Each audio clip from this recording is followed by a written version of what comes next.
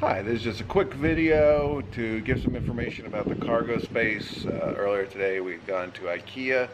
My wife wanted to get a desk. We got the desk and the Ikea boxes, and I was a little bit worried about them fitting in the car. So here's what it looks like. So as you can see, it fit pretty easily with room to spare. This top piece here, the hutch, is 5 feet just about, and the actual desk, the table part, is a little longer than 5 feet.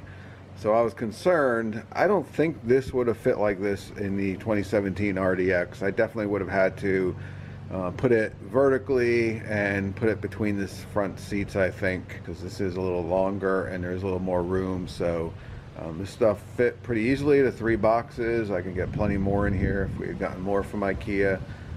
So I just want to give an update to show you what kind of cargo space is in here, and I was pleased that it was not a struggle at all. It just went in really easy. Didn't have to worry about anything, didn't have to worry about closing the back.